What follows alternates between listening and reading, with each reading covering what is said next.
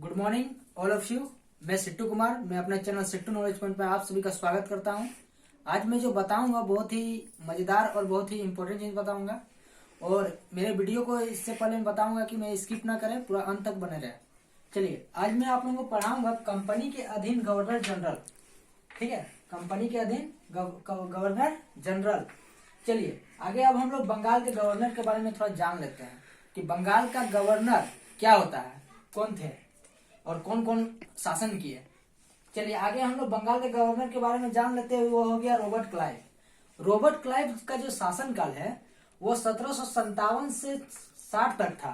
ठीक है, यानी कि 1760 तक था एवं 1765 से 67 तक ये राज किया था। और एक चीज इसके बारे में जान लेते हैं, इसने बंगाल में द्वैत शासन की व्यवस्था की। इसने क्या किया था, बंगाल में द्वैत शासन की व्यवस्था की थी। और एक चीज बताऊंगा कि रॉबर्ट क्लाइव के शासनकाल में क्या हुआ था, प्लासी का युद्ध हुआ था। ये कब हुआ था, 1757 में सिराजुद्दौला और रॉबर्ट क्लाइव के बीच हुआ था, जिसमें रॉबर्ट क्लाइव विजय था। चलिए अब नेक्स्ट चलते हैं। उसके बाद जो आया था बरेलास्ट जो था वो 1767 से 69 तक था। फिर उसके बाद नेक्स्ट आया काटियर का शासनकाल कब था, 1769 से 72 तक था। फिर आया वारेन हास्टिंग जो 72 से 74 तक था, यानी कि 1772 से 74 तक था।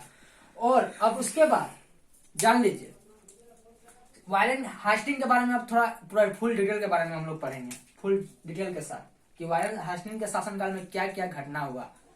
चलिए जान लेते हैं कि रेगुलेटिंग एक्ट, ये बहुत ही एग्जाम पूछा गया है, ग्रुप डी, एनटीपीसी बहुत। ठीक है, गुड्स गार्ड, एसएम सब ये बहुत ही इंपॉर्टेंट है कि 1773 में कौन सा एक्ट हुआ था और किसके शासनकाल में हुआ था।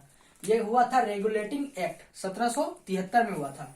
और इसके अनुसार बंगाल का, ठीक है, ये रेगुलेटिंग जो एक्ट था वो क्यों हुआ था, इसका अनुसार बंगाल के गवर्नर को अब अंग्रेजी क्षेत्रों का गवर्नर जनरल कहा जाने लगा। ठीक है, यही होता है रेगुलेटिंग एक्ट, जो कब हुआ था, 1773। उसके बाद जनरल वारेन हास्टिंग 1774 से 1785 ईस्वी में हुआ, यानी कि इसका शासनकाल फिर 1774 से 85 तक ये रहा था। अब इसके बीच में क्या क्या किए वो चीज के बारे में थोड़ा जान लेते हैं बाय डिटेल के साथ। वारेन हास्टिंग जो 1774 से 85 ईस्वी में था, फिर इसके राजकीय कोषागार को मुर्शिदाबाद से हटाकर कलकत्ता लाया था। ये जो क्या किए थे कि मुर्शिदाबाद से हटाकर कहाँ लाए थे, कलकत्ता लाए थे। कौन लाए थे, वारेन हास्टिंग ने लाए थे। अब इसी के समय में क्या हुआ था, 1782 ईस्वी में, ठीक है, 1782 ईस्वी में जोनाथन डंकन ने बनारस में संस्कृत विश्वविद्यालय यानी कि विद्यालय की स्थापना की थी। ये बहुत एग्जाम में पूछा है और बहुत ही सेट में भी आया हुआ है ये क्वेश्चन। और एक चीज बहुत इंपॉर्टेंट चीज, वीवीआई क्वेश्चन है, गीता का अंग्रेजी अनुवाद। ठीक है, गीता का अंग्रेजी अनुवाद किसने किया था, ये किया था विलियम विल्किंस चार्ल्स ने किया था। ठीक है, अब नेक्स्ट चलते हैं।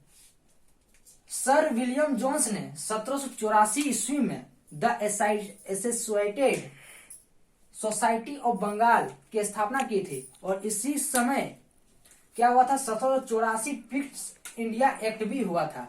और पिट्स इंडिया एक्ट क्यों हुआ था ये भी जान लेते हैं कि पिट्स इंडिया एक्ट क्या हुआ था। इसमें वारेन हास्टिंग जो थे वह इसके विरोध में उसने महाभियोग लगा था पिट्स इंडिया एक्ट के विरोध में।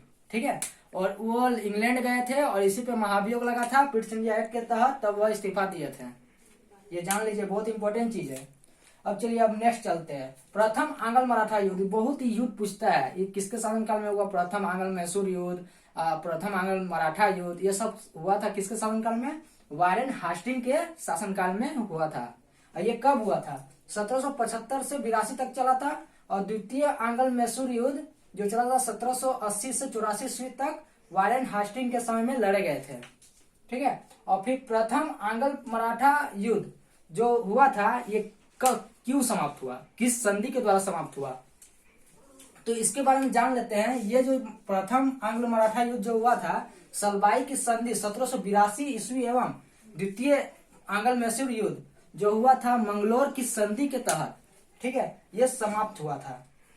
और हाँ, संधि जो कब हुआ था पूछेगा कि मंगलोर की संधि कब हुआ था, जो 1784 ईस्वी में हुआ था। अब नेक्स्ट चलेंगे लॉर्ड कॉर्नवालिस। ये बहुत ही महान, ठीक है, बहुत ही अच्छा चीज की है जो हम लोगों के लिए। इसके बारे में हम नेक्स्ट वीडियो में बताऊंगा, जिसका शासन काल है 1786 से 93 ईस्वी में, और फिर ये बने थे 1705 ईस्वी में, लेकिन फिर उनकी मृत्यु हो गई थी।